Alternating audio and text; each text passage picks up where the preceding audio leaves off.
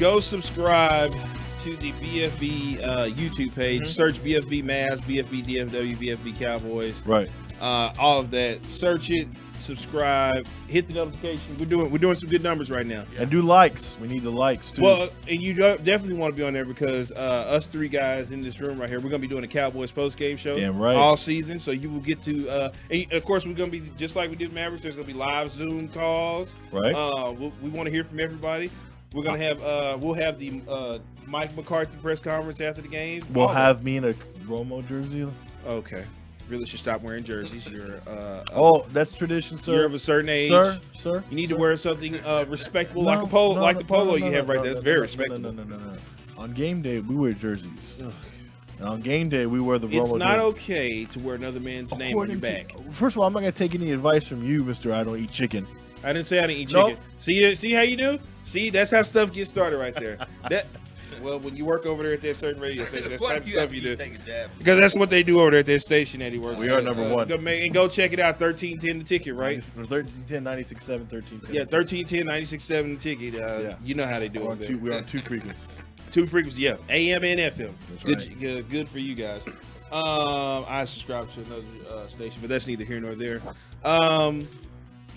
Guys, we got a situation brewing with situation developing with Nerlens Noel and my guy, LeBron's guy, Rich Paul, to the extent of Nerlens Noel is suing him for not signing, I guess not going through with the Dallas Mavericks contract. What was that, 4 for 70? Yep, 4 for 70. He had it on the table. And I guess they didn't do it, and now he wants to sue Rich Paul. He feels like it's his fault that he didn't get that deal. So we all saw this coming, remember, because he rejected that deal, and we're like, well, I'm kind of glad because that's a huge contract. I always thought it was because of Rick Carlisle. Right, but apparently not, because apparently Nerlens Noel wanted that contract, but his agent's like, no, we got this plan. We got this big major, we got the secret plan. Don't worry, we got you. And then he signs a one-year qualifying offer. Yeah, he went to OKC. No, they traded him to OKC. They traded him, but then he signed something with, I think, what was the next team? The Knicks. The Knicks. Yeah, 1 year, $5 million. Yeah, no, I think he went back to. I thought he went to what's the name after that? Philly. Because he kept signing 1 year deals. He kept signing 1 year deals. I think he went to Philly after that, and then he ended up with the Knicks. And then 1 year, $5 million deal, and then I'm sitting there, and this poor guy has never seen the full effect of that contract. He could have got 4 years, $70 million right there. He was willing to sign it, and it never happened. I understand why he's upset. Right, absolutely. But that is your agent that you decided that you wanted to get representation from. Sometimes they give you bad representation, but that's just like but in the end, it's your decision. Right. If you didn't think that you were worth that money or you wanted that money, you should have said, you should have said, I understand what you're trying to say, but I like this contract better. I want to sign it.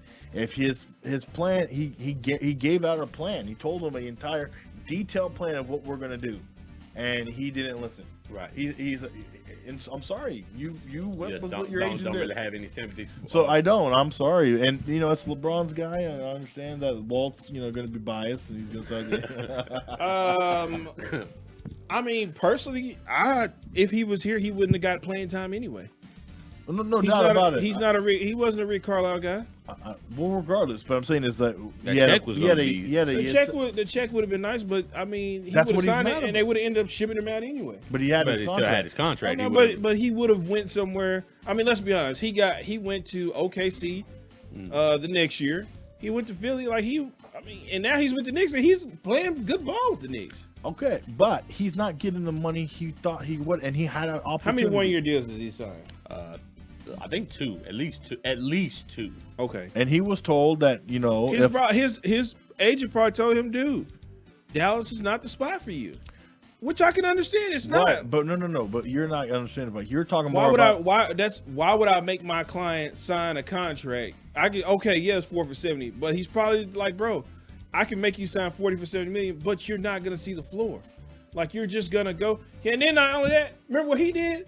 He went to get a hot dog in the middle of the game. That's what he told him. You want me to sign 4 for 70? You want to keep going and get hot dogs in the middle of the game because you're not on the floor? What you want to do?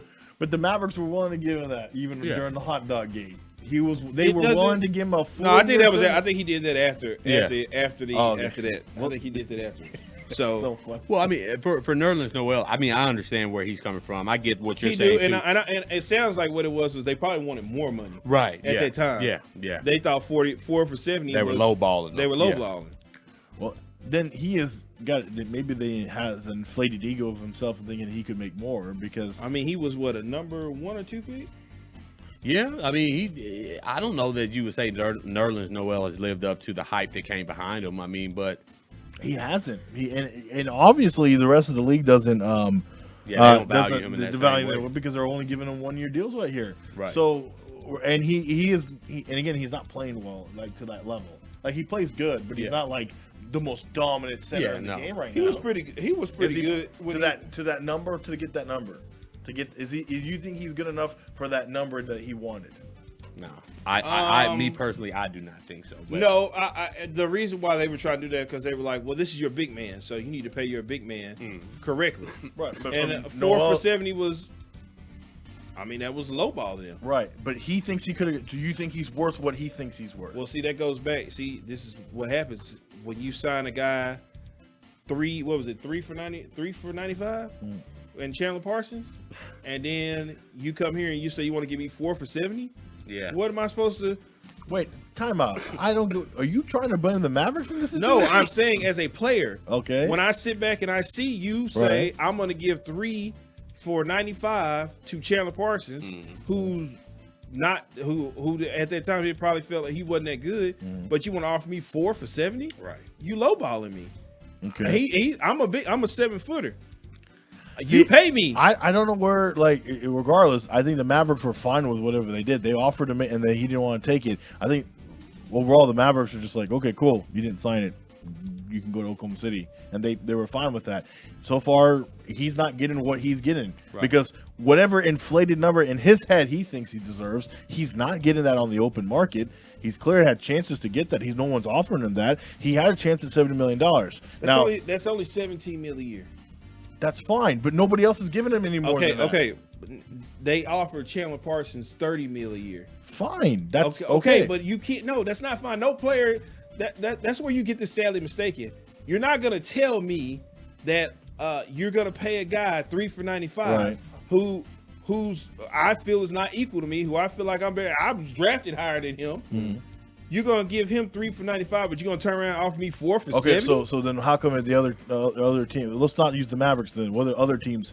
They're not giving him anything close to what the Mavericks offered. That's what I'm saying. It is about that because that was the reason Monte Ellis didn't sign, because Chris Arnold can tell you this story. Rondo was telling Monte Ellis, bro, don't sign no contract here. You see they getting ready to pay him, quote unquote, this term, that white boy. All this money, they're not gonna give you that money. You might as well get on up out of here. Okay, so but that's what I'm saying. Players look at that kind of stuff. Okay, I'm fine. I'm moving on from the Mavericks though. Now we're moving on to Noel. He's now not with the Mavericks anymore. Okay, he's in Oklahoma City. Okay, right? They didn't offer him that deal because nobody wants to stay in Oklahoma City. Okay, so then he moves on. Now he's with the Knicks. They offered him a 1-year, $5 million contract. Again, he's nowhere near $17 million a year. The Mavericks are. I mean, I'm gonna see. I wonder what his other contract. He's probably made more than 17 mil in his 1-year deals that he signed. But he's not getting that. He would have got total guaranteed $70 million off that. I'm just saying. He made a mistake. What's the difference money-wise? What's the difference in signing 4 years and going somewhere else and getting probably more than what you get in this? Correct me wrong. Isn't his contract would have been guaranteed, right? So he would, no matter what, he would have got $70 million total. His contract, even his 1-year deals are guaranteed. Right? No, they're all guaranteed, right? So, regardless, he would have got, if he signed the Mavericks contract. Billy, am I right? He would have got all $70 million, right? Yeah, that's a guaranteed contract. He has not even gotten close to getting $70 million since he's left the Mavericks. In those years, He might have got 17, but he's not getting 70. Yeah. You know? So my thing is he did make a mistake financially by not accepting that Mavericks deal. Now, regardless of whatever. Now, my thing is he can't blame his agent because that's his decision in the end. I think the agent was correct. You wouldn't sign. Why would you sign a 17 17. You're gonna be there for 4 years, and another thing too, you're gonna sign this 4-year deal, and you're gonna watch all these other people go up and get more and more. And guess what? When you come in here and say you want to re-up, guess what they're gonna tell you? Sorry, you got your mind. Right, yeah. You're getting yours. You're getting yours. I think but I just don't think the agent should be blamed for what he did. I don't think so. I don't think you should sue him. So this is how it went. He was drafted by the 76ers. He played the 76ers till 2016. Mavericks traded for him. Played for the Mavericks 2 seasons. He went to the Thunder 2 seasons, and then he went to the Knicks. Yeah. Nerlens Noel, at the end of the day, to your point, man, it's ultimately your decision. You can get mad at Rich Paul all you want to. You know, he had a part in it. However you want to see that. Ultimately, you're the player. You're the one playing basketball. Mm-hmm. You make the final decision. I understand. If you felt like maybe so this says that this may have started over a $200K grievance between these two. That's what this is stemming from. From my understanding. So over 200,000, but why is he suing for over the Mavericks contract? How did it escalate into that? I think he just feels like that's Rich all the Paul money recently filed a grievance to the Players Association, and Noel owes him $200,000 as commission. That Noel owes him. Yeah. Okay. 1 year, $5 million deal he signed. So basically, Rich Paul was like, he owed me some money from this new contract he got, and basically, Nerlens Noel was like, nah, bro, you didn't get me my 4 for 70, so you ain't getting it. Right. Just pay the $200,000, man. It's not worth it. Yeah, I mean, he makes it. Not. He should. And now, if there is a legitimate thing where he never paid him and he is owed that, then yeah. But you cannot restrict. The agent did the work regardless. So he has to pay him no matter what. Just because he didn't get a contract that it didn't work out for you, you still agreed. Again, the player has the power to sign, and he didn't, and he advised you. Now, whether or not it was poorly advised or not, he just knows, hey, I'm not going to be dealing with that guy anymore. I'm moving on. That's literally all you have to do. I think Noel needs to, again, what you just said, pay up. Pay the $200,000 and not sue him for. I don't think you shouldn't sue somebody for. You didn't get me 70. I'm going to sue you now for all this money now because over $200,000 doesn't make sense. Yeah, it's a waste of time. What else we got? Well, I hope that works out for the best of them. But something bad happened yesterday, Billy. Oh no. Rachel NIchols. Yeah. Was pretty much. She's lost everything at ESPN. Now, question is she still employed there, or what's going to happen with her now? Yesterday was announced that they're canceling the jump, and she's been taking off all NBA programming. Now, a lot of people still believe this is about the Maria Taylor deal, but I'm here to educate you people. This is not about it has to do with the Maria Taylor deal, but it's her comments towards ESPN in the Maria Taylor deal is why she is being denounced from everything. And her comments, while dismissive and very, not derogatory, but I guess very unsensitive towards Maria Taylor. Yeah, very insensitive. She also threw her employer under the bus. And you don't do that. Yeah, and that's a big time employer. That's not just You just pretty much told Disney, hey, you guys suck. And the mouse don't play. Yeah, now Mickey and company, they weren't going for that. Sorry, Rachel. I feel, I do feel a little sorry for her because in a little bit she's lost everything. I mean everything. I mean, she's fine. She's got money. Diane Sawyer is her mother-in-law. She'll land on her that's feet. Fine. But I'm not. She'll be at 5. I know. No, I know. I understand that. I'm just saying her. But you know what? Her reputation's already gone. Yeah, she's not the same thing. Now there are some NBA players who highly respect her and came to her defense right after the whole incident. I mean, let's as I said the first time. Let's be honest. We all say effed up stuff at home all the time. All the time. If they would put cameras and hitting bugs in our house, some of the stuff we say, we'd be crucified. Yeah. For. Oh my God. Yeah, we'd be in trouble. Absolutely. If they saw what I look at. Hey. Well, I'll tell you, no shock there. But I'm just saying, to the extent, it is what it is. If they were to do that, I mean, everybody would be whatever. She got caught or whatever.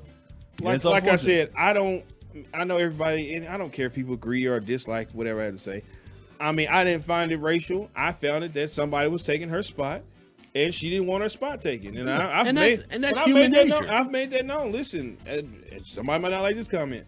When white people are threatened or getting ready to be taken, they're gonna do whatever it takes to hold on. Hold on to it. If that means they gotta play the race card or do whatever it takes, they're gonna do it to make sure they stay on top. And honestly, man, I mean, race aside and all that stuff, man, it's human nature. I mean, if you, like you say, if you feel like somebody's coming for something that you feel like you've earned or worked for all these years, you're going to naturally try to stand up for it. You're going to stand up for your spot. Like she just did it in a way that she didn't do it in the wrong. She didn't really do it in the wrong. She just stood up for what.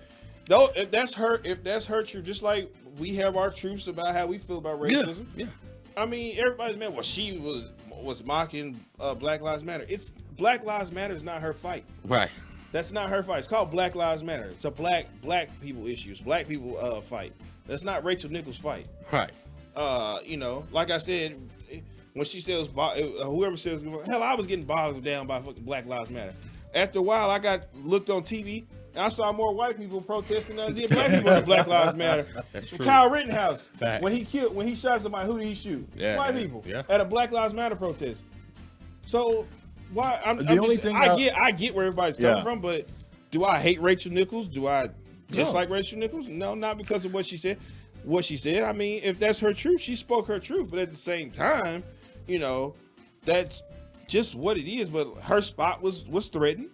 She did what anybody else would do if your spot was threatened or was on the line. I will say this. I feel like the reaction towards her and a lot of people on the social media was like she came out and said the N-word like 4 times. No, they got mad because she said but I'm saying the Black Lives Matter. You know what I'm saying? Oh, no, she chuckled. She chuckled at the guy when he said he was. And I think that's what people were saying. Yeah. But I think like the level, like if I came out here and started saying racial epithets, whatever you call it, you do it at home. We're gonna pull that bug up there. We got. We're gonna find out, man. We got EA. We got it. I just think that but I also think that she does when she's doing what possibly she did something that is entirely right, and she got to pay. She's got to pay the price because she got caught, and that's the world we live in. And I'm sorry, but that's what it is. And I hope she has learned from this. Yeah, that she's learned that she can't think that way and have that kind of thing. That's what the thing is. Here's another thing too that I'm against. Was she at work?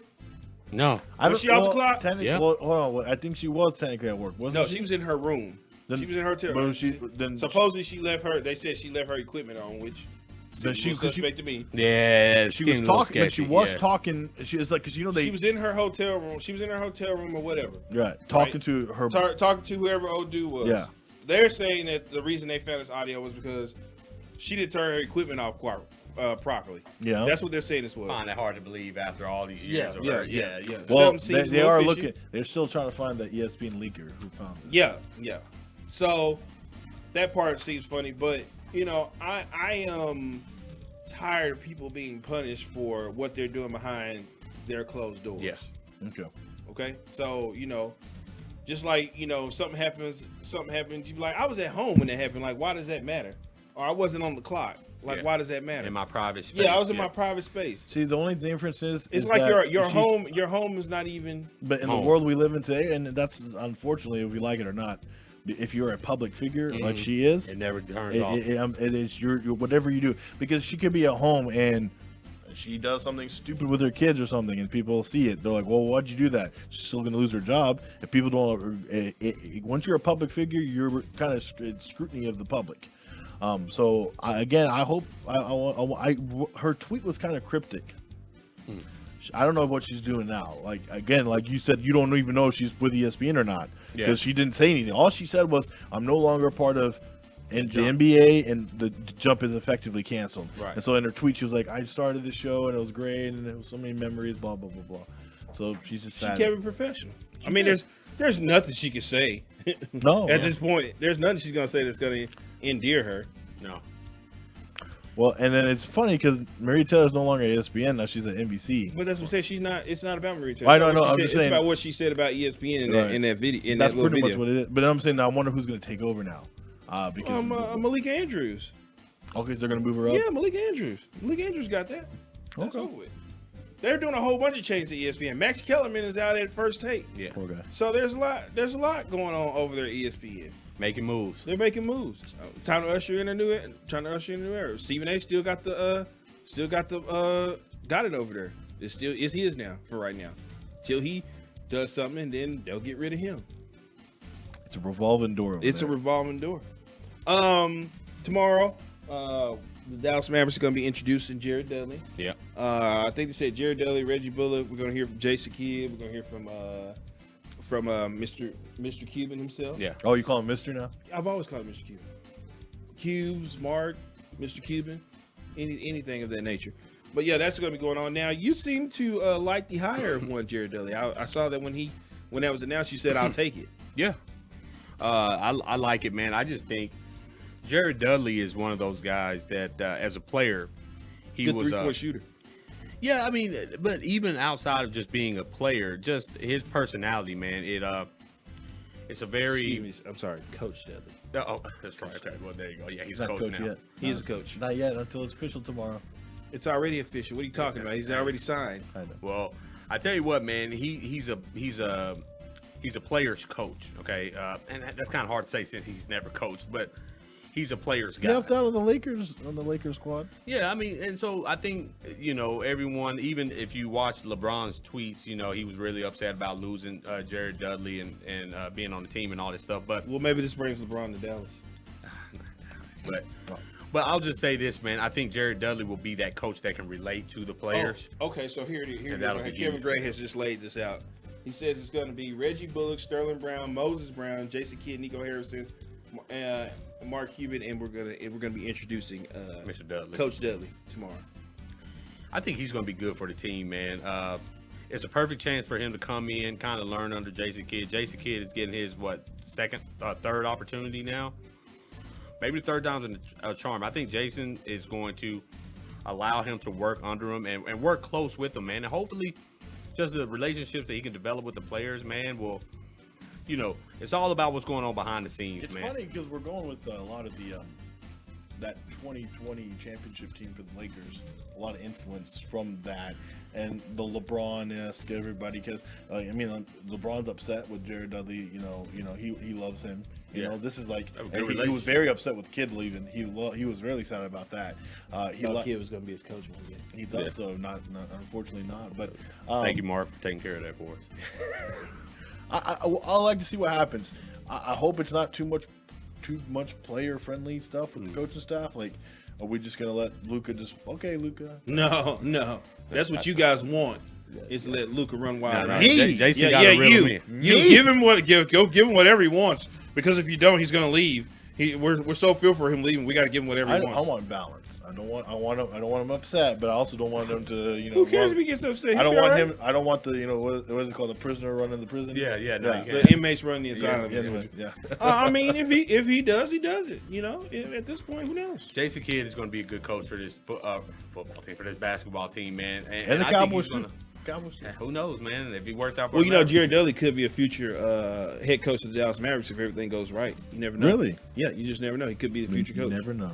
Jason Kidd gets under Luka's skin a little bit. No, I'm just saying, when Jason Kidd, however things work out with Jason Kidd, if it doesn't go right, we next man up. Next man up. Already, he's already planning Kidd's departure. I would never. Why would I? I wanted Coach Kidd here. I know, but I think maybe like once they get the position, you have like this anti thing, whatever, That's not- the head coach. See, this is what Oshie was talking about. You didn't listen.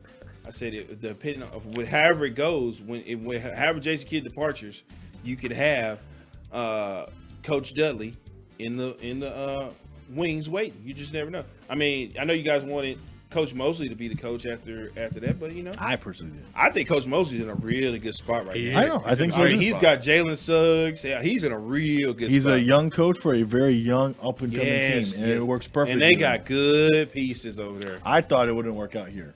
I personally. I just thought if you drafted him, you were going to start over. Yeah. I mean, that's pretty much what that meant if you got him. Also, this is. I mean, even though he's friends with Luka, I mean, to get a first-time head coach to try to corral Luka Doncic, that was too much of a task. I mean, I didn't feel comfortable with that. Well, again, we don't know. The only thing we knew about Jamal Mosley is that he was good friends with Luka, and that was the only reason why people were pushing forward for Jamal Mosley. We don't know anything about his actual coaching potential. Luka says he's a good coach. He should be. So that's once he said that. You know how you guys are. Anytime Luka speaks, Hey guys, Anytime he speaks, it's kind of like his words gospel, and you guys think that ready to run with it. That's the way you guys are. You ready to run with it. Why do you keep saying me? Because you represent him. You are. You're just I never signed up for this. You are just like, yes, you are. I didn't sign up You were for the this. main one. Give Luka whatever it is you want. We don't want him upset. All I said was don't get him too upset so he doesn't leave. Yeah. And he signed the contract, right? And he can still get out of it. He can still force the trade. So do you want to die on that hill too? That he's going to ask that one, yes. You want to die on it? Oh no, that he will? Yeah, that he will. Oh no. Okay. I don't have any lives left. Yeah. You like Mario. You had 0. The next one's game over. You're gonna be starting from the beginning. Listen. Let's take a